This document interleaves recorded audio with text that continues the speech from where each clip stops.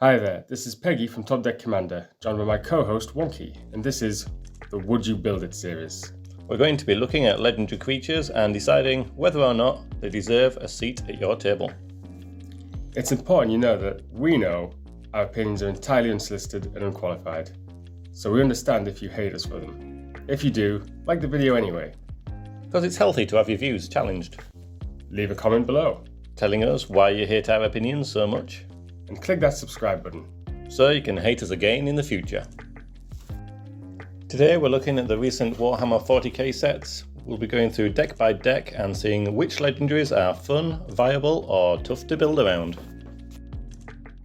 Okay, so the first card from the deck is going to be the Swarm Lord. It's the face commander of Tyranids. Its creature type is Tyranid. So enters the battlefield with 2 1/1 counters on for each time you cast a commander from the command zone this game.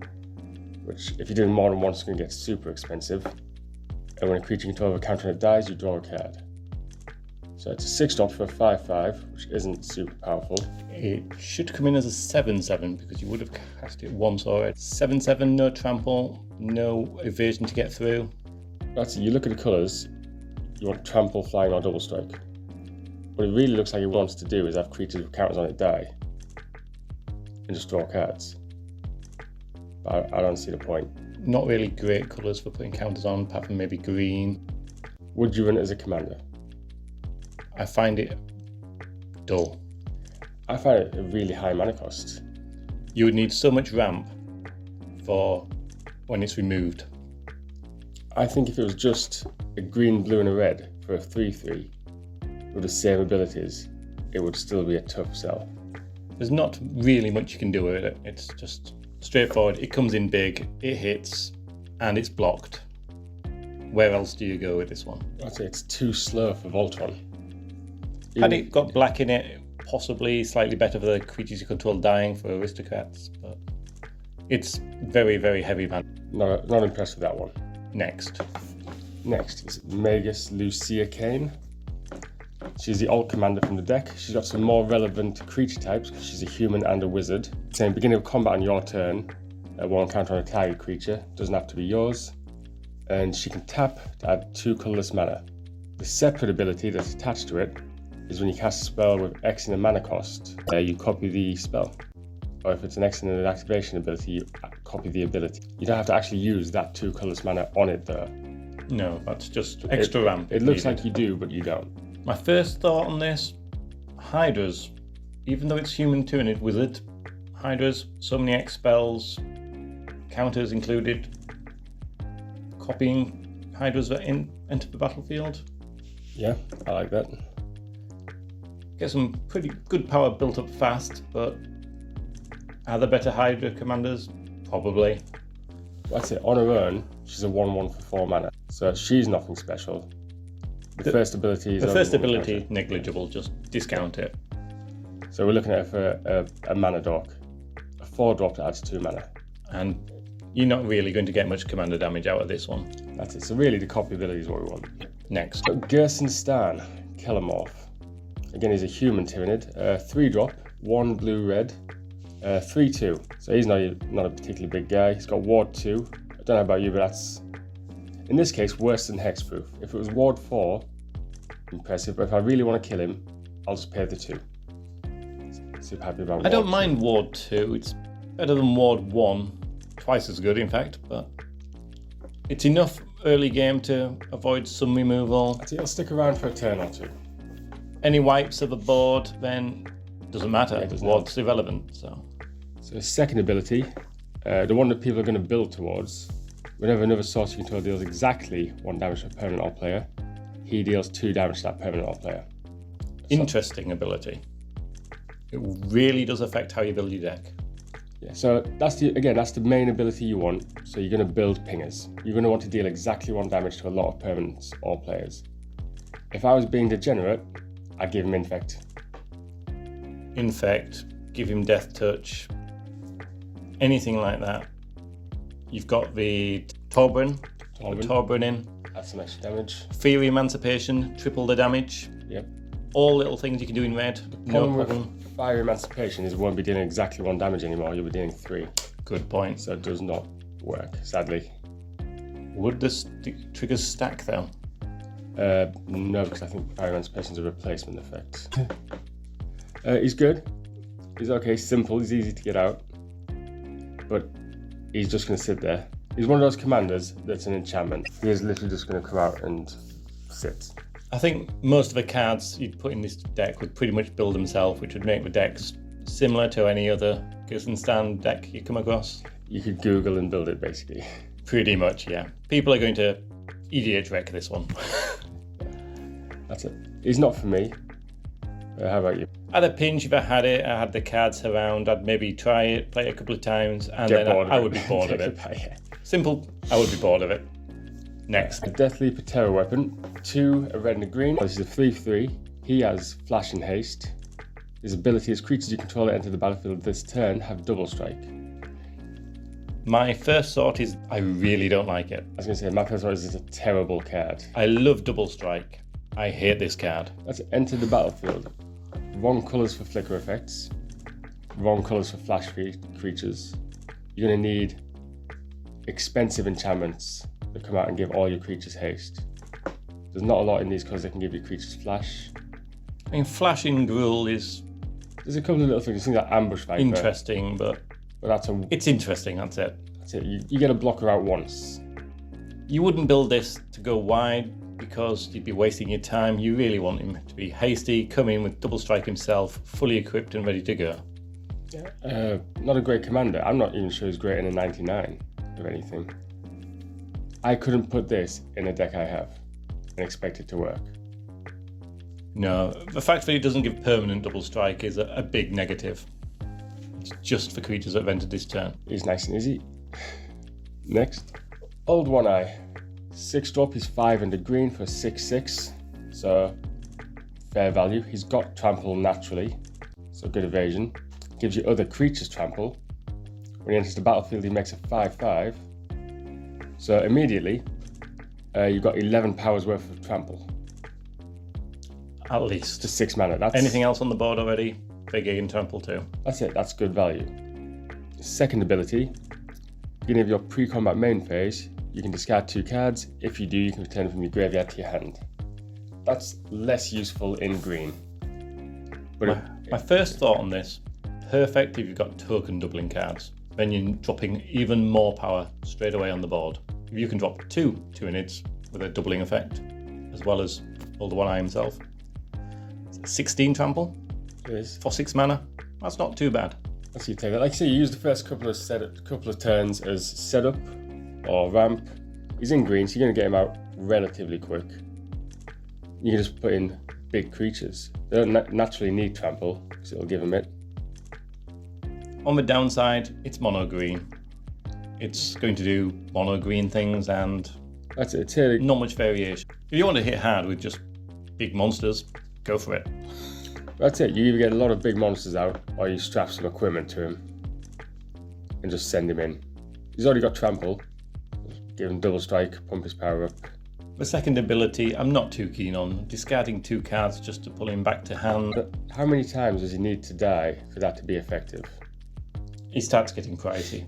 I would rather pay the extra 2 mana and have 2 cards in my hand. Like, how bad is your hand?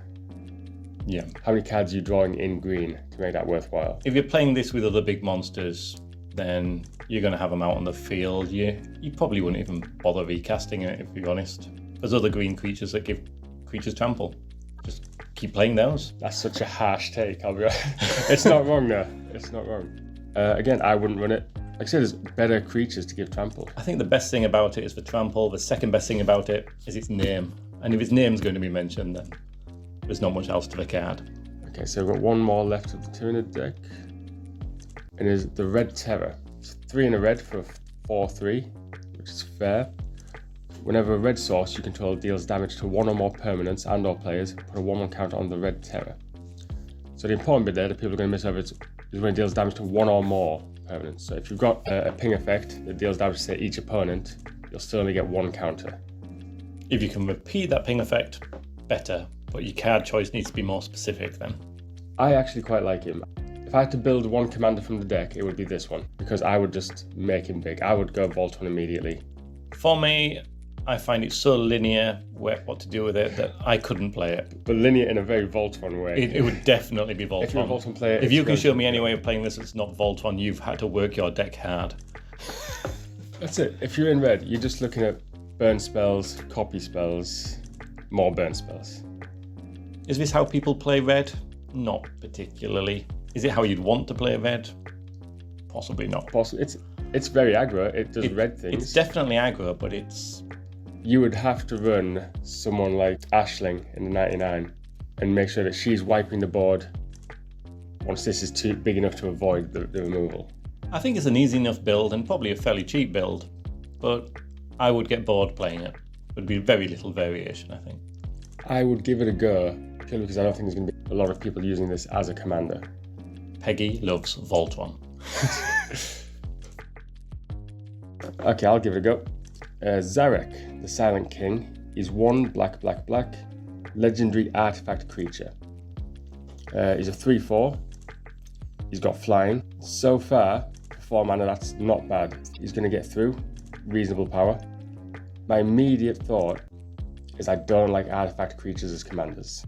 It just gives people double the amount of removal. I would agree with that. If I see Ramos, I love to destroy him with a destroy artifact. That's it. Smelt. Your commander's going to get smelted. So immediately you can't run him Voltron. I love the fact he's a 3/4 flyer for 4 mana. That's good. He's got evasion, but... Well, the reason he's got this is his main ability is because you want him to swing. So when he attacks, you mill 3 cards. Then you can put an artifact creature or a vehicle for a multi cards milled this way into your hand. That's not a great ability. I don't know how you feel about it. We've seen it played and we've seen it in action, and I haven't seen it hit. It would be better if it was put an artifact from among the cards onto your hand, not an artifact creature or artifact vehicle. I think that would help. It would probably make it a bit broken, but... One of the ways they could have done it is when it attacks, you mill 3 cards, then put just an artifact creature or vehicle from your graveyard to your hand. Not necessarily milled this way. It's so restrictive. And it's so restricted then in the way you have to build your deck because you've got to run artifact creatures. I like mono decks. I like artifact decks. I wouldn't play this. I wouldn't play it just because it's too hard. It screams out that the second ability doesn't do too much and you have to really tune your deck for it. And it's once a turn. You're not running extra combat, you're not running extra turns. And I can't pronounce his name. That's it. If you got it to the battlefield, at least you got half a chance. But milling 3 cards is not. If you mill 10 cards and put it on the battlefield, I would give it a go. I would try and build it. Even with 3 cards and onto the battlefield, I would think that was so much better. Well, my thing with 3 cards is a third of your deck is lands. So one of those 3 is almost a guaranteed whiff. That leaves 2 cards. If you've got ramp, if you've just got regular artifacts... That would be a risk I would be willing to take creatures. if it went to the battlefield. You'd whiff sometimes you'd drop a great card. Yeah, but he doesn't, so it isn't. Precisely. Next. Trazin or Trazin the Infinite is a 6-drop, which in mono black immediately you've got to double check that. That's heavy. For 4/6, it's not packing loads of power. Death Touch, it'll put people off swinging into you. As long as he's on the battlefield, has all activated abilities of all artifact cards in your graveyard. That's it. If you want a combo commander, yes. That's it. This is the one we've seen where you want to give him indestructible and just rinse, repeat, Nev's Disc from your graveyard. If you want to break him, he's easy to break. It's not fun, and it's not easy, and it requires a lot of setup, it requires a lot of ramp, there's a lot of self-mill. He's another pricey card to cast. Is it worth it? But also, how are you going to win? If you run him, how are you winning? You're going to end up tutoring and comboing because... That's it, you're in mono black, you tutor for some kind of win. I mean, yes, the wins should be easy. You get the right cards and you can tutor for your right cards. For me, more casual, it's not really a casual commander. I would say the win here is getting your table to scoop. If they're not keeping anything around except lands, I think they're going to get sick of it. He's going to get removed if that's what you try and do. And then have you got the mana to just keep recasting him? I'm not quite sure why the death touch is on there, to be honest. Yeah, no, it seems a bit irrelevant. Actually, he's also an artifact creature. All the Necron ones are artifact creatures. So again, it runs the risk of getting smelted. Yep. I imagine if you want to build a broken deck that just goes out and wins almost as soon as he drops, it works. If you don't, this probably isn't a commander for you. So Necrons have some of the harder names to pronounce. So we're going to go with Anrak here, the Traveller. Let's just call him Anorak. Anorak the Traveller. Also an artifact creature is a 5-drop this time, so 1 cheaper, just a 4/4. He's again just got a 1 ability. When he attacks, you may cast an artifact spell from your hand or graveyard by paying life equal to its mana value rather than paying its mana cost. I like half of the ability. You do need some evasion or some protection for him to swing freely. I mean, you'll still get a trigger when he attacks, whether he survives or not, but generally you want him to survive. Yeah, it's another one where you need setup. You've got to building a lot of self-mill. You're going to want to have protection for him in there, so greaves and boots. Get him on so he's harder to remove. So I think he will stick around longer. But again, it's just the 1 attack trigger. It's once a turn. It's costing you life. My instinctive reaction on this card, I like it. I do like it. I like the idea of paying with life without it being broken. What I want to do is get a Meteor Golem in my graveyard. I would want a Dolmen Gate on the battlefield. Without doubt. I can swing forward my commander, he's not going to die, and then you can pay for life. I felt like this was going one way and it took a sharp turn. I felt like we were about to put him down and then he's peaked, because we've got actually instant speed artifacts from graveyard hand, not costing mana. It's a lot of value. The fact of it is, it's restricted to artifacts helps it in a way because it makes it more casual. There's a lot of artifacts and they cover a lot of There's abilities. a lot of things. You're going to take the risk of paying life. You deserve a nice little payoff for that. Well, there'll be artifacts that give lifelink. There's plenty of black lifelinkers out there now. So you can probably gain that life back relatively easily. It's just the 1 ability, 5-up 4/4. Yeah. It's maybe a little pricey for a 4/4, but For what we're used to, yes. But you're running him for the ability. I would enjoy building around this one. I would look into it. I'd look into ways to give him lifelink and make him massive. I want to give him specifically lifelink so that he pays for himself. He also has the added bonus of only 1 black pip, so ramp is easy to get him out early. Yeah, again, you use the artifact ramp. It's just self-mill. You'd be heavy artifacts, which to me, yeah, good fun. Life, paying life, good fun. Take the gamble. So far, one of the better commanders, one of the more fun commanders. Yeah, I would be interested in building this one. I probably won't, but I would be interested if I did. Okay, so we're going to move to the next one. Illuminor Zeras. Cheapest one to get out is just 2 and a black. He's a 3/3. Just a 1 ability again. You tap him, sack another creature at an amount of black mana equal to the sacrificed creature's mana value. I don't think it's useful right out of the gate. Again, he's an artifact creature. No one's going to try and remove him, I don't think. I don't think he's a heavy removal target. Are you going to pay him or play him as ramp?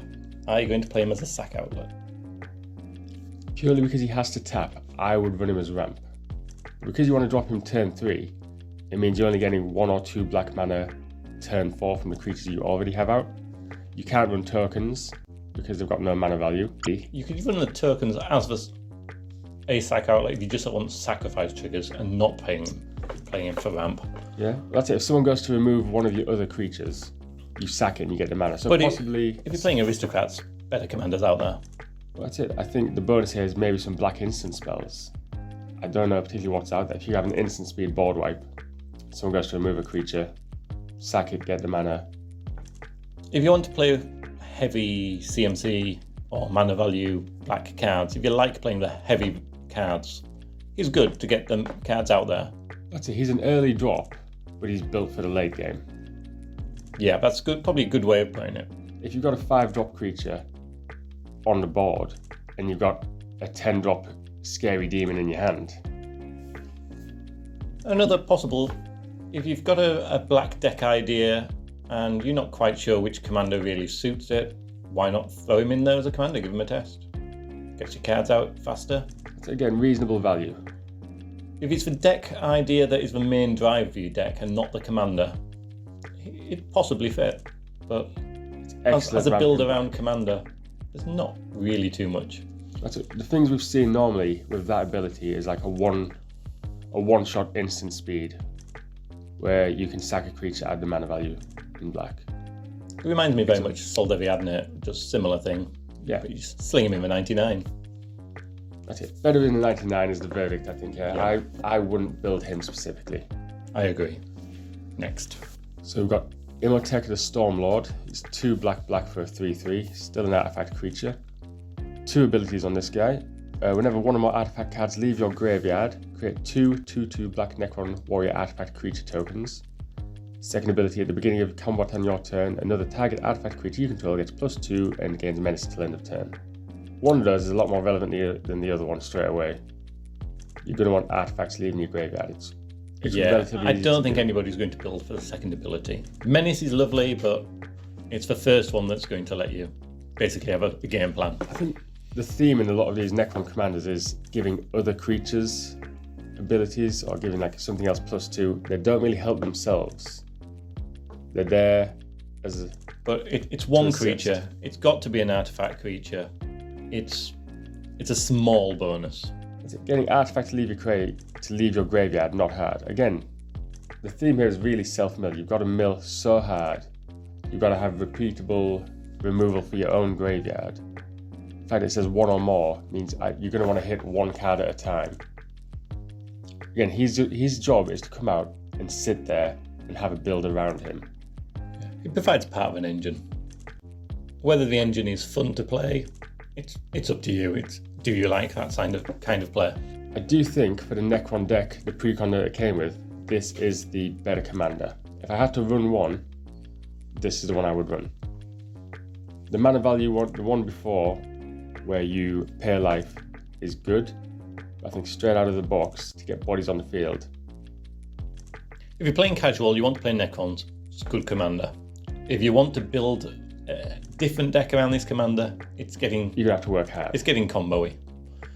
It's going to get combo-y. That's it, you need cards to leave your graveyard so that... If it was enter the graveyard, it would be so broken. Yeah, that's it. The tokens can't help you themselves. Slightly different.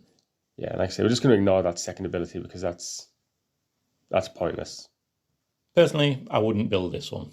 If I was playing Necrons, yes, I'd maybe run him as commander. Yeah, I agree with that. Okay, so we've moved on to the Imperium. We've got Inquisitor Greyfax. She's 1 white, blue, black. She's a human. If you want to build humans, that could be relevant. She's a 3/3. Natural vigilance.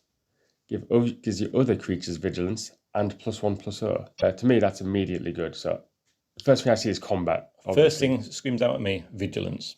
+1/+0 is good if you're going wide. Very good. But vigilance, so useful. Underrated, so useful. Okay, so the reason we think she's got vigilance is the second ability. You pay 1 and tap her to tap a target creature an opponent controls, and then you investigate. You make a clue token. Not super powerful for the clue tokens unless you're really into that kind of thing. Tapping a creature's down, I'm a big fan of. Tapping, very handy. Clues, it's not the route I normally go down. I don't know many people who play clues. But if you're looking at it all together, it's handy. She's got vigilance. She's got an anthem effect. She gives you other creatures vigilance. She taps creatures down, and she enables card draw. That's a lot on a 4-drop. Personally, I've played with this commander, and I love the vigilance and the +1/+0. Well, that's it. If we talk about it out of the box, the option of tapping, I like that. The clues, irrelevant. I just ignore that part. But like I said, it's a token commander. You go super wide, you pump, you swing, and then you still got blockers. That's the ability. I think, as a beginner commander, if you're a new player, I'd recommend this almost 100% of the time. Yeah, if you're going to play this in the pre-con it came in, it's meh, it's good, it's meh. If you were going to build a deck around this, you could do some fun stuff. You would go super wide in white and black. That's it, go super wide. I actually don't mind the tap ability. I would, if I wanted to go a different route, go full tap everything down, and then use that vigilance to swing through. I think that's the half of the pre-con deck that wasn't looked into enough. I think that's what it's missing. Really okay token generators need some more pump effects, need some more mass tap. If you want a bit of fun, you've got black, you give all your creatures death touch. Then you can swing forward fairly freely, and they're vigilant, so they're perfect defenders. I say you in white as well. If you start looking at the archetypes, it's very easy to give all your creatures first strike, give them all death touch, give them all flying. It's a very good choice of colours for this commander. I do like the colour combination. Are we looking at it then as a keyword commander, if that's how we want to build it? Because of its heavy implied combat, I would say yes. So we're looking at a combat deck, it goes wide. I think that's the simplest and most effective way of building this one. I'm a big fan of the give other creatures vigilance. I think that's the best ability.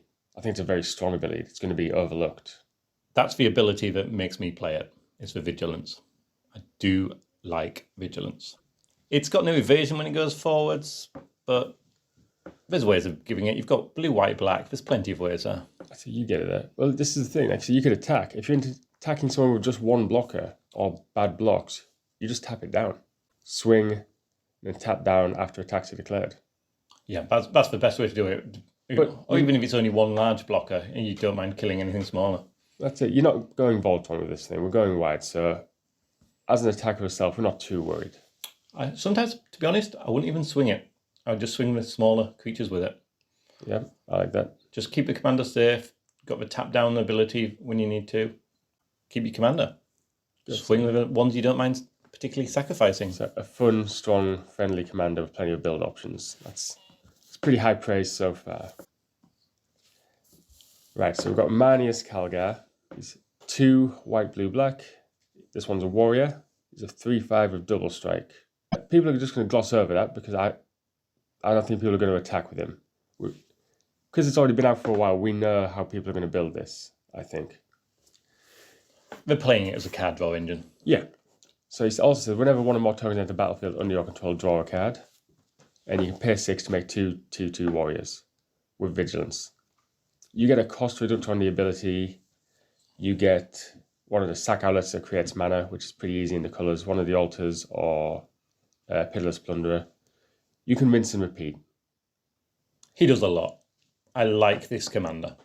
If you're going to build him, there's several ways you can go. You can go Voltron with the double strike. You can go card draw engine. You can go wide if you've got the mana for the Astartes warriors. They're not bad. They're 2/2s with vigilance. They're not bad. That's it. You'll make blockers. Colour combination again, blue, white, black. Lots of options. I think there's actually, considering how much was on Greyfax, I think there's actually too much on him. I think if he came out in a previous set, he would say once per turn. I think you could be right there, yeah.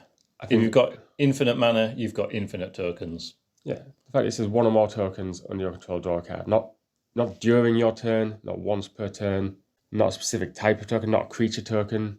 You pay the 6, you get 2. You pay the 6, you get 2. You pay the 6, you get 2. Rinse and repeat. You've got a lot of tokens. He could be a zombie commander. He could be a treasure commander. You run him as a card engine. You could probably mill someone out with him. I mean, even as a Voltron commander, he's good. He's a 3/5 double striker. He's going to be there. He's going to be doing some combat. The blocker, you hit with the first part of double strike, reduce their toughness down. You're going to do some damage. Nobody's going to want to swing into him particularly. I think I wouldn't build him because I wouldn't like to play against him. I think if I saw him, I'd probably be a little bit bitter immediately and then kill him. And that makes me not want to build him. I do like him. I do like him a lot. But I wouldn't be breaking him if I was playing him. I think that's the difference. I would be trying to do a fair casual build with him, in which case he's a good commander. He's a good all-rounder.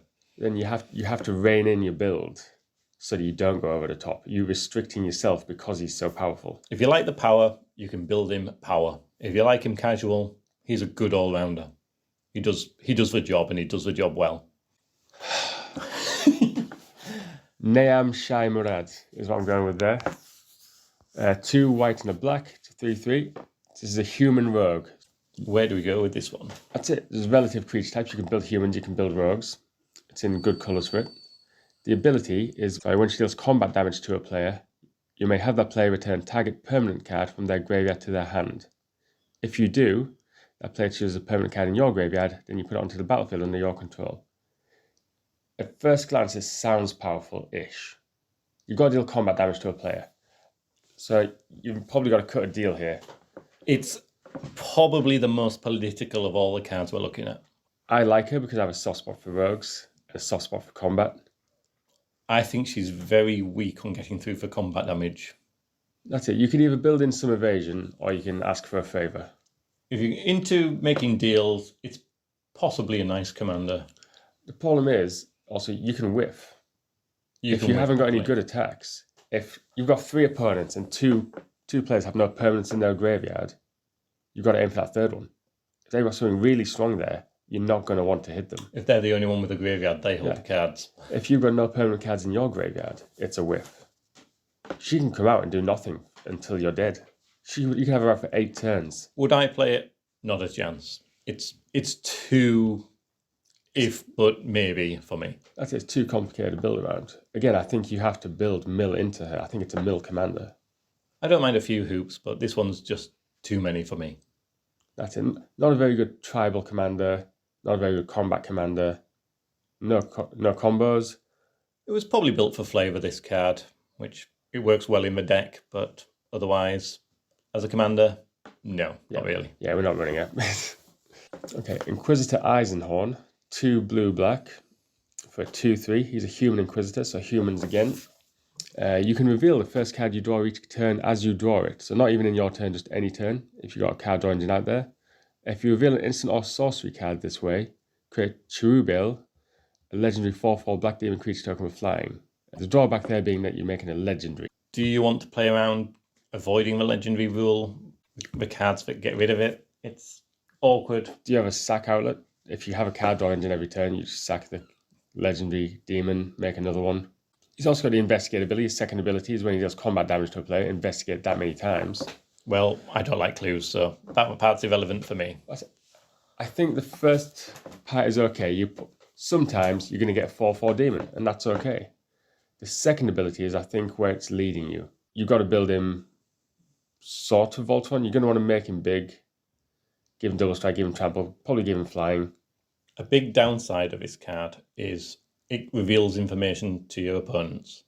If you have a type that doesn't like revealing what you've just pulled, that's a big no. Well, that's it. To get a payoff, you need to reveal an instant or sorcery. So you build a deck full of instants and sorceries. With the reveal and the payoff, the commander has nothing. You've got to rely on the first ability. You've got to use it for this commander to do anything. Let's say he comes out, and then you go to your next turn, you untap. You can reveal your draw, so you don't necessarily have to. So if you don't have an instant or sorcery on top, don't reveal it. That's number 1. But if you do, maybe you don't even want to reveal that instant or sorcery. I honestly think this commander would be so much better if it had red. Yeah. Blue, black, red, far better to commander, more instants and sorceries would be useful. As it is, it doesn't scream anything out at me particularly. That's it. Doesn't do it for me. You're not going to do much of all those clue tokens. Let's say you swing him through and you make 2 clue tokens a turn. Are you going to pay 4 mana to draw 2 cards? Would we rather create a smaller demon that wasn't legendary?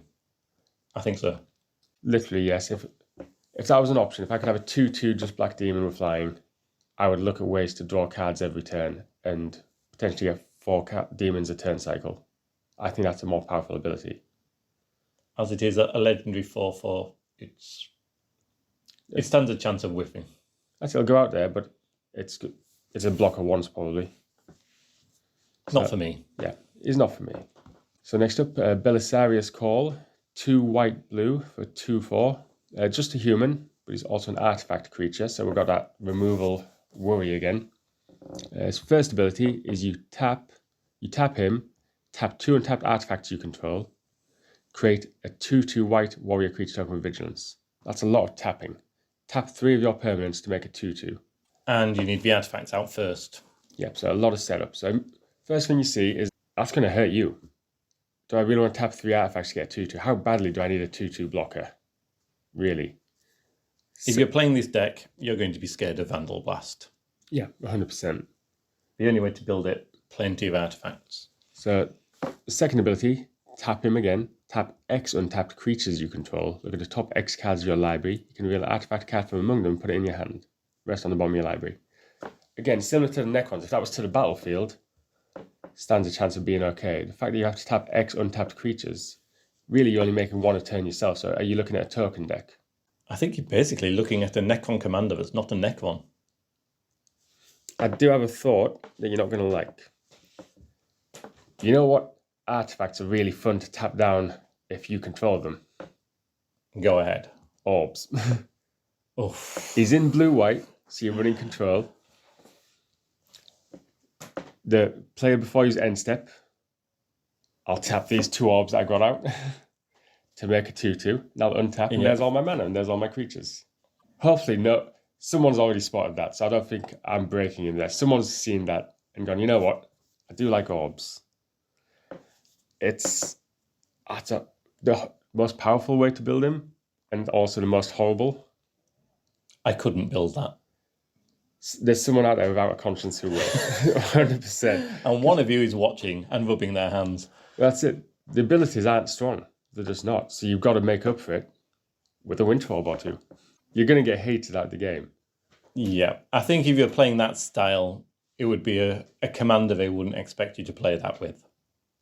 That's it. You'll be out of nowhere once, but if you're in a regular pod, he's not going to get removed because it's not him. You're going to get removed. Would we play it? No. No, that's a swift no. Up next, Commissar Severina Rain. 1 a white and a black for a 2/2. She's a human soldier. So again, relevant creature types. I think that the Imperium in general has that going for it. You don't need Necrons. Can't really build a Necron tribe. Tyranids can't really build a Tyranid tribe. Humans and soldiers in blue, white, and black. Doable if you want tribal commanders first of all. I'll say up front, I love this card as a commander. It screams out quite a lot for me. Okay, so we'll look at the abilities. Whenever she attacks, each opponent loses X life, or X is the number of other attacking creatures. Doesn't count as self. This is probably a linear build. I tend to veer away from those, but this one is just fun smash. Are you looking to get a lot of tokens out? I'm looking at the white and thinking lots of tokens. I'm thinking of the black and thinking lots of death triggers. Well, that's it. Is it... The combination of black and white is perfect. A token aristocrat deck. She's not super powerful, but she is quick to get out. She's quick and efficient. Very efficient. Her nice ability is... second ability is paying 2, sack another creature, gain 2 life and draw a card. If you're playing tokens from the white, perfect. You don't mind chucking a token. You get a card. Well, I think what I want to do is build as a life gain commander. It's also not a tap ability, the second ability. So it's repeatable. I would look at one of the equipment, like I think it's Sword of Valeron. When you attack, you make a 2/2 as well. And then have some the sigil sword. Yeah, this might surprise you, but I'm heading Voltron. I'm going to put some equipment on her, some auras on her in white. We have a disagreement. He goes Voltron, I go wide. That's it. I want to make her big. When I sack a creature, I want to gain and drain someone. I want to gain the 2 life. I want that 2 life to be translated into counters on her so she sticks around. How does Darian work with this card? Because you're losing life. Does this trigger lose life? So you're going to make more soldiers. So he's in the 99%. So are we looking at soldier I would tokens? go soldier. I would probably go soldier tokens over human tokens, but there's a huge crossover between the two. I think I would make a mix. I'd still go tokens, but for me they're fuel for the life gain to make her big. The card pool for this is huge. If you've got a reasonable card collection already, you've got the cards to go into this deck. So I feel like we've come a certain way with her. We actually like her. I do like her. I think she's very low cost, she's very efficient, and it's just straightforward fun smash. I think you ask a few more people, they'll probably have a few different builds on top of what we've already got. I imagine from a second ability, you could go a whole different direction. The sacrificing, the gain life, the draw cards, there's a lot there to work with, ignoring the top ability. This is it. Immediately, if you have the altar out, it allows you to sack for 2 mana. And soon it allows you to draw a card and make a token. There'll be ways of You'll breaking rinse and this. repeat, yeah. So potentially a combo if you looked hard enough. 2 or 3. I don't think you'd need to look too hard. That's it. 3 or 4 card combo. It's not super dirty. I like it. I would play the first ability as my primary for fun, casual. It's just good fun smash. It's second ability, it's so handy to have. See, I'd focus on the second ability. We like her. I would at least put a build together for her to see if I enjoyed it. And to be honest, the card looks fun. It looks like a good commander piece of artwork, that one. That is one of the nicer arts as well, yes. Okay, so we like her. That's a heavy positive for me.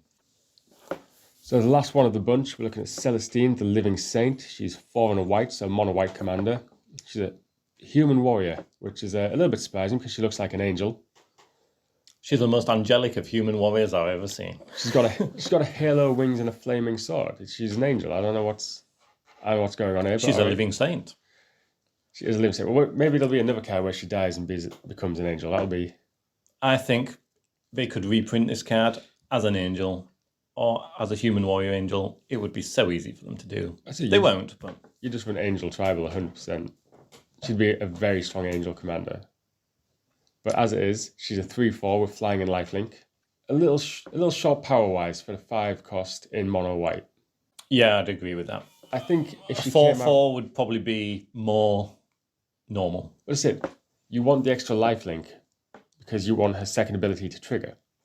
Again, it's once a turn, this one, so it is a little more restricted. Beginning of your end step, return target creature card with mana value X or less from your graveyard to the battlefield, where X is the amount of life you gain this turn. So this is what we've talked about before. This is giving us what we want. It's putting it from the graveyard to the battlefield, not to your hand. The only restriction is it's based on the life you gained this turn. If you swing with her, you're getting back a 3-drop creature. This commander was one that screamed out to me from the spoilers, basically. I like mono white. I'm one of those weird people that does. I like lifelink, I like flying, and it's got recursion from the graveyard to battlefield. It's just instant value. It's human, it's warrior, both tribes you can work with. There's not a lot going against it, except it's mono white. I think what it's going to do really is pique some deck builders' curiosity. The first thing I need to do is Google creatures with CMC 3 or less. Because that's what you're going to hit most of all. Personally, I wouldn't. Unless you I would be just playing lots of lifelinkers and big creatures mixed in as well. Well, maybe that's the other potential. Do you want to drop your Avacyn into your 99? Maybe the build is 3-drop flying lifelinkers. Again, we're moving towards angels. Or just little birds with lifelink. You just keep bringing them back. A couple of one-drop lifelinker birds, get you started. Use them as soon blockers. Building up. There's ramp cards that give life. There's tiny little 1-drops that give life. You can do a lot with this card to get heavy lifelink on one turn. So she's not particularly a simple build. She's not particularly an easy build. I disagree. I think she's probably one of the easier builds. In terms of how you win, how are you looking at winning with her? You would struggle to find a win con apart from typical white win cons, but that goes for most white decks. If you want to survive, the heavy life total is going to help. It's utilising that life total, which is the same with most white lifelink decks. So really, what we were saying about the last commander, Commissar Severina Rain, put some auras on her, use that lifelink to make her bigger. Get back a bigger creature from your graveyard. The question is how are you getting those creatures in your graveyard? Because white's natural door engine If you play the smaller white ones, they're going to keep popping in anyway. You just swing them forward, get the lifelink, let them die, play them back. I think that's the best way to build. As lifelink commanders go, and there's plenty of people like playing white lifelink, this is one of the better ones, I think. Yeah. See, I like her. Think how popular Sun Titan is. Yeah, that's the main aim here, is possibly get some of the white combo creatures. Teshar, she gets played frequently. Is Teshar a better commander? If you had to run one or the other... I would run Celestine. I really do like it. If she was an angel, I think she'd get more love. If she was an angel, she would get more value, price-wise. People pay for angels. This is a human warrior. You can get extra synergy that way for less price. So if you budget casual build, this is a very, very good commander. If you want to play more high power, then no. It's not really worth it for high power players. Okay, very good casual commander.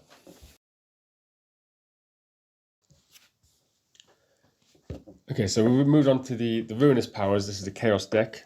First commander up first, looking at Abaddon the Despoiler. 2 blue, black, red. He's an Astartes warrior.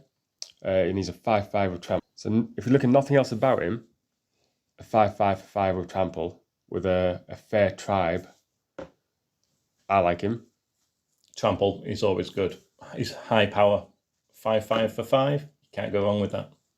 So the reason that looks fair is because of his ability.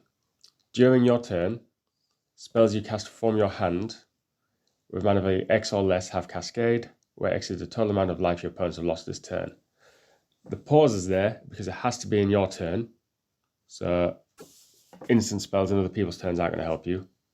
It's got to be from your hand. It's got to be from your hand, so you're looking at nothing from your graveyard, nothing from exile, nothing from your library. You want a big hand, ideally. And your opponents have to lose life. Like I say, it's a 5/5 with trample. Best case scenario, you're looking at mana value 5 or less right off the bat. How many games of Commando have you played where people aren't losing life? I mean, it's a solid.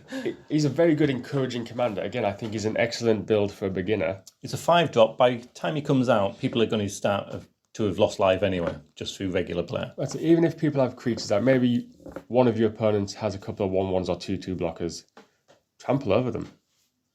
Drop a 3-drop, drop some ramp, hit some more ramp, and just keep going. I think his value is in more value generation. I think he snowballs.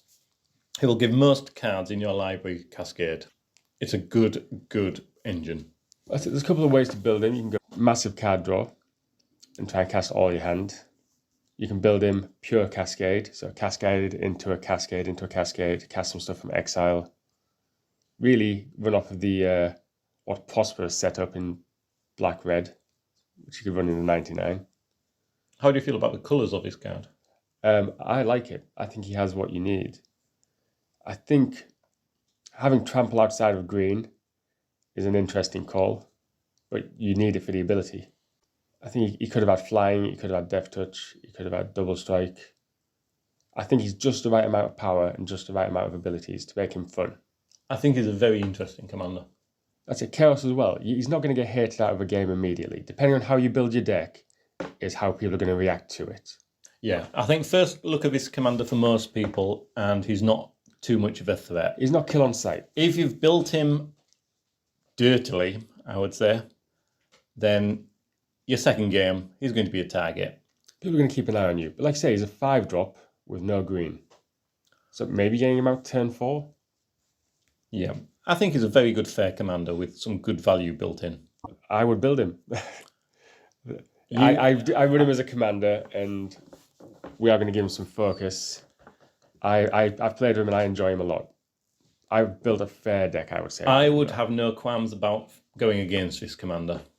Even if it was built fairly dirty, I think, yeah, I'd be happy to fight this one. What's the dirtiest build you can think of for him? Probably just caning the Cascade. I think you would heavily hit the Cascade. If you weren't going to play with the Cascade, why would you build this deck in some ways? Yeah. I use Cascade for value. If you build Cascade to cast a spell once and hit 5 or 6 permanents, that's dirty. Because he's built in the same vein as Yildris. Or Yildris. The male If he's not built bad and he goes off on a chain of Cascade, everyone's going to enjoy the fun of it. Because it's... Until you untap. Until you untap. Everyone likes to see a nice chain go off by accident, though. That's it. You could whiff. Or you could hit something reasonable. Because, again, you're not cascading into anything bigger. It's a good commander. I like it. I like him. Next we've got Belisarius, the Dark Master. Bit of a heavy drop. 3 blue, black, red for a 6/5 flyer. That's not bad value right off the bat. Again, you're looking at a slower game if you're using them as a commander. 6 mana is hard to get to. You're going to want to pack lots of ramp in there. 6 mana, 3 colours. One of them is not green. It's a tricky get out. The payoff, it's good. The payoff's a flying 6/5. So he's going to hit. People are going to avoid you a little bit. When they enter the battlefield, you draw X cards and lose X life for X number of demons you control. It's not really hard to see which way people are going to build this. You've got Warstorm Surge just stuck on the card. That's it. The second ability is, again, this is where you're going to build it. Another demon enters the battlefield under your control, deals damage equal to its power to any target. You would put Warstorm Surge in there as well. Potentially any of the stuff that pings when they enter, any of the stuff that pings when you sack them. But you're putting demons in there. You're going to want to run 30 to 40 demons of all shapes and sizes, because just in they go. If you're playing demons, you're used to the risk playing a demon deck. You're losing X life. Yeah, so be it. He's an excellent demon commander. Again, you're in a good colour in blue or black. Give them all lifelink. Get that life back. What you really need is a way to draw cards. So maybe some flicker effects. Again, blue's good. It's a good choice of colours again for demons. It's very nice. I think that's potentially why the mana cost is so high. If it was a 4-drop, you'd get so much value so early that you would possibly run away with it. I think for high cost to cast your commander is another risk that you just have to take. But again, as long as you build around it, I would use the black and the red to just board wipe. If your commander can stick around, I think he's very, very powerful. One of the other bonuses of running demons is that they mostly fly. So if I'm playing red, I'm hitting Earthquake. 10 out of 10. Take out the non-flyers. My board stays. It's a one-sided board wipe. Yeah, evasion built into this commander is so good. 6 power on your commander. You don't need much to get there. That's it. You're one power away from a 3-shot Voltron commander. Like an old school original Elder Dragon commander. He does have a lot of flavour of Elder Dragon about him. That's it. I do like it. Nobles, not really, but Demon, yes. That's it. Both abilities want demons. So you're building demons with this. If you don't, run a different commander. That's not what it's for. Yeah, if you like the fun of playing demons, this is just a good, fun commander card. You take some risks, you get the payoff. Next up, we've got Lucius the Eternal. He's a Rakdos commander. He's 3 black red for a 5/3. He's got haste, so he comes out, he's swinging. Not very good toughness on this guy. But when he does die, which he clearly will, you exile him, choose a target creature an opponent controls. When that creature leaves the battlefield, you return him from exile to the battlefield under your control. You're going to have a specific way of building this deck, aren't you? Yes. Yeah, I would imagine it's going to be kill things, death triggers. That's it. You sack him to ping other things. Again, you may put a Warstorm Surge in there. You benefit from the entering and the leaving. He's got haste. He enters, he pings, you swing him immediately, he hurts someone, you sack him, you ping, you remove stuff. It's hard to think of a commander you'd want to die more. He needs for haste. For haste is excellent. It's a good call to put down. 5 mana for 5/3. Because of the haste, I think that's reasonable. That's it. You want him to die. Because it means you've got a target then. You're going to want to remove something. It's almost like a flicker deck. To be honest, if his toughness was higher, I think it may weaken the card. That's it. You'd have to build in a lot more sack outlets. This way, a reasonable blocker takes him out. They're not going to want to take commander damage. They're going to block him. And then maybe he goes away. You hide him under someone else's creature. And then you board wipe. I would like to put trample on him if I was running him in as my commander. I'd try and get some trample, definitely. If somebody chump blocks, at least you're going to do some damage because your creature's probably going to survive from a jump block. See, again, because you're in red, I like double strike or some of the equipment that gives double strike. Double strike and trample, even better. There you go. We've got a plan for him. Overall, even though we've got a bit of a plan for him, I'm not super interested. I think it'd take a certain type of player that's going to enjoy these effects. He's one you'd really have to research how to build around. Once you've got a plan, I imagine he's super, super efficient and very, very good. Would it be the same game over and over? Quite possibly. Do you like that sort of thing? What type of player are you? I imagine he's good in a 99, but...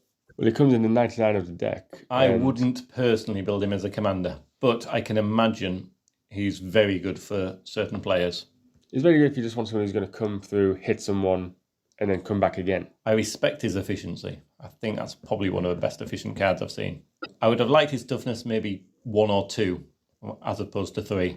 This may be the first commander I've ever wished had a lower toughness. Yeah. Up next, we're going to look at Magnus the Red.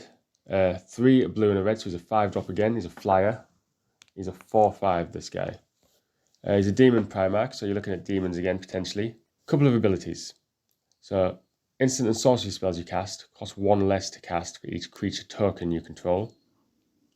Whenever he deals combat damage to a player, you make a 3/3 red spawn creature token. If you're going to build around it, which one are you focusing on? Which one are you looking at first? Which of those abilities stands out? If I was building this, my first question would be, which ability am I going to focus on? And I would probably heavily focus on just one of the abilities, not the second. Okay, so on the count of 3, we're going to say the first ability or the second ability, and I bet we're going for different ones. You ready?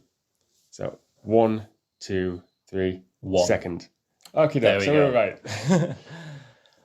right. He's a 4/5 flyer. 5 drops a bit high, but you go for artifact ramp. Again, I strap double strike on him 100% and some equipment, and I go for the Vault on kill immediately.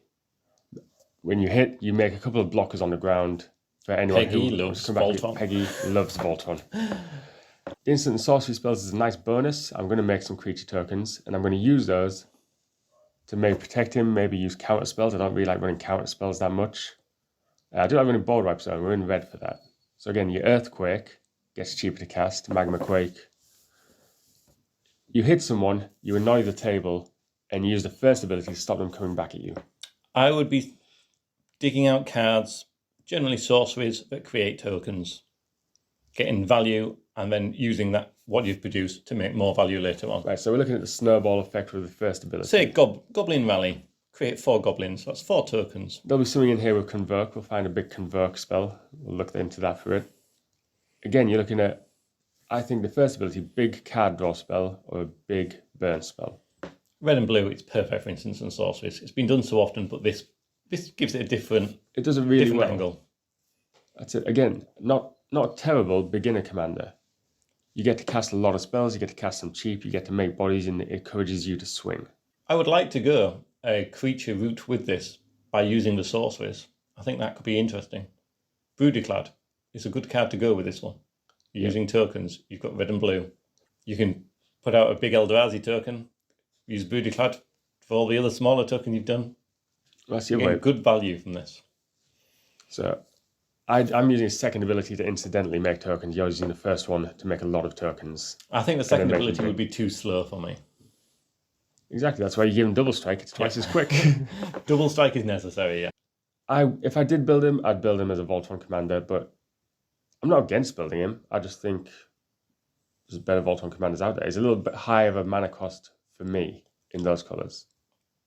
5 mana for 4/5 flyer. I think that's fair. It is fair, and that's what I don't like about It's it. because he's got the flying. It adds so much because it gives him some evasion. Helps him get through, does your combat damage. But the instants and sorceries, I do like that. If you can pack a load of instants into this. He's a good commander, he's strong, but he's not broken. Depending on how you build it is whether or not you make it overly strong. My favourite thing with this is there's so many ways to go. And none of them are wrong. That's it, we haven't even touched on the fact that, again, he's a demon. Do you have blue-red demons we can put in? There must be red demons, definitely red demons. That's it, purely because of Be'lakor, we know it's in the right colours. Primark, I guess we just ignore that. Yeah, we just ignore that one. But yeah, I think overall we like him. I think he's a great commander for those that like tinkering with builds. There's so many options, so much variance you can put into that one. Moving on to Mortarion, a demon Primark. Again, with a creature type demon Primark. Is a 6-drop, 5 and a black for a 5/6 with flying. So it costs 1 more than Magnus, but his power's 1 higher. So again, if you, on the scale of fairness, it's as fair as Magnus is. Mono blacks may be a little bit harder to get out because you can't run all the signets and talismans. You can run a ritual, dark ritual. Yeah, dark ritual gets him out get you halfway quite a there. bit faster. So You've got the Cabal coffers. There's ways of getting ramp in black. Swamp, Solving, Arcane Signet, Dark Ritual, you're most of the way there. Yeah. I mean, that's even a fairly fair way of getting him out. But got to remember, he's only got 1 black pip. So lots of 2-drop colourless ramp. That's going to get him out faster. 1 ability on him. At the beginning of your end step, you may pay X. If you do, create X 2/2 Black Astartes warrior creature tokens with Menace. X can't be greater than the amount of life you've lost this turn. How are you losing life in your turn is the first way I look at when I build this. It's a nice ability. How do I lose life in my turn? You're going to heavily have to put some life loss cards into your deck. That's it. Just to rely on it. You go on an MTG search engine, you find pay life. Things like Wall of Blood. Yep. You've got to be careful, I suppose. Loss. Again, so you're paying that life, you're going to want to build lifelink into it. You get to make potentially a lot of 2/2 warriors with Menace. The fact that they have Menace tells to me that it's an attacking deck, not a defensive deck. So you're going to want to swing. So are you looking at rituals and pump spells and lords for your warriors? I think the payoff is nice, but there's a lot of hoops on this commander. Too many hoops for me. It needs another colour. And as a 6-drop, it's a long way to go before you even get to what your commander wants to do. That's it. You could struggle to set it up. The game could be over before you get in a position. If people see it coming, they'll just remove your pieces. I like what he tries to do. I like he's a 5/6 flyer. He's too slow to do any of the things you want to do with him. I find the jump from a 5-drop commander to a 6-drop commander one of the biggest jumps. 5 I can cope with. 6 dies once, you're then paying 8. That's a lot of mana. I haven't seen a build of him. I haven't seen anyone use him. He's not one that I would build. I have no interest in making myself lose most of my life to make 2/2s. If I get board wiped there... I think I would get a headache designing the deck. I imagine if you got the deck built, it will work, and it could be good fun, but it's a lot of hoops, and it's hoops I wouldn't be willing to go through. I think the type of deck you build is where the other 3 players are playing amongst themselves, while you quietly sit in the corner and kill yourself. I would never play that way. That's it. Overall, I wouldn't build him. He's not particularly strong. I'm not a fan, actually. I think if you had to build him, you could probably do it. Would you choose to build him? No, I don't think many would choose him. We're on to the last legendary from the deck. Because of where this is going, I'll tell you now, we're finishing on a limp here. The last 2 commanders are not great. We're hitting Khan the Betrayer. Great name. Great name. He's mono red. He's 3 and a red for a 5/1. So there's our super low toughness that we were looking for. It's almost as if you're expecting him to die frequently. Great. So he attacks or blocks each combat if able. He's got no natural haste. That's the first trigger. It's one that people tend to hate. That's it. We'll go for, because when you look at deck building, you're going to read them in order, and each one's going to jump out at you as it comes.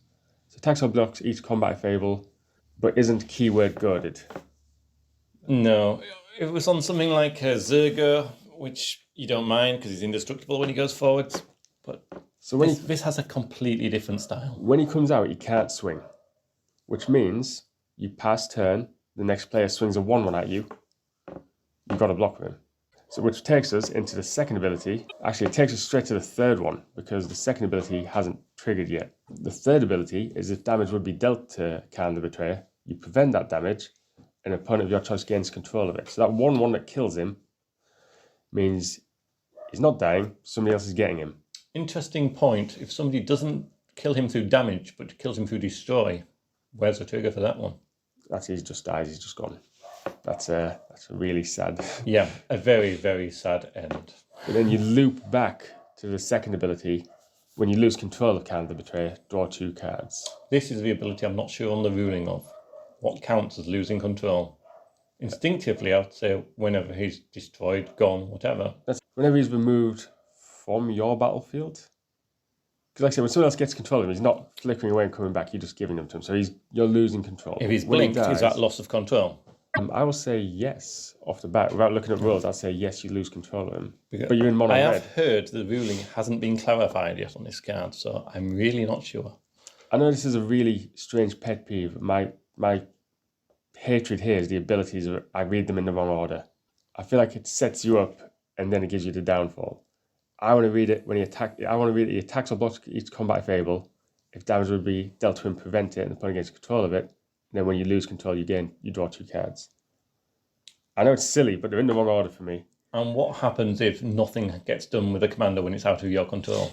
You've got a commander at the other side of a table doing nothing. I think you've paid 4 mana for your commander for a 5/1. He immediately dies, or would be dead. You draw 2 cards, and then you don't see him for the rest of the game because your opponent's passing him around. They don't need to swing with him, they don't need to block with him, they just need him to sit there and do nothing, and your commander is useless. That's it. As soon as you lose him, you need to give him to the next player in turn order. I mean, you can politic him, forced to attack. But do you really want a politic commander that has these abilities? There's far better politic commanders out there. As a mono red commander, he doesn't do anything red except attack. I would rather play Humble Defector as a commander. That's pretty damning, but you're not wrong. It's got a similar style play, but better payoff. In Astartes Berserkers, you don't even get the warrior tribe that you want. You're not building... The creature types Berserkers. Are irrelevant. There's nothing there for you. Why is he legendary? Why is he a commander? Why did they make him? Why does he exist? I don't like this card. I assume to do with Warhammer, he's just relevant in Warhammer somehow. In Magic, terrible. I really would struggle to understand why anybody would build this. You got to build it. You got to really hate yourself to build Card of Betrayal. You've got to hate yourself to play mono red sometimes. Are you one of those people who builds a chaos deck, like pure mono red chaos, the scramble versus the destroy everything, bring it back at random? Everyone picks a card at random and puts it on their battlefield. I mean, I thought those people died out. We don't. If your friends are just up for a fun game and they're going to use him correctly, then... Do you rule zero and say, we're having a fun game, I'll give him to you if you give him back. And then if the next person hits me, I'll block him and I'll give him to you.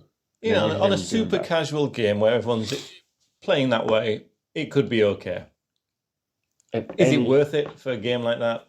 No. At any other power level that is not super casual tabletop, in a group that is not your friends, you can't take that to your local game store and sit down and have people take you seriously. I think you'd have to gird him, which can be done in Red. But then what you have, there's so much setup. There's such better commanders. Yeah, if you're going to play a commander and you have to gird it, play a good commander.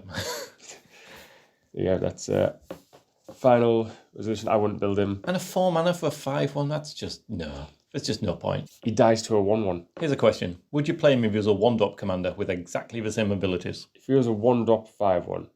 I still wouldn't play him. No, because you can't even put equipment on him because other people get it. You can re-equip on your turn, but he's just gone. I think the way to build this guy, if you absolutely had to, is auras. I'm assuming there must be something we're missing on him. And if I've missed it, so be it. I think he's a flavour. I think he's in there for flavour. I think if you slap a load of auras on him, and you have to guard him, you can't have him come at you. He's probably the best use in a Power Matters 99 card. As a commander, no, not for me. Run him in a niche position in a niche deck, but no, we're not building him.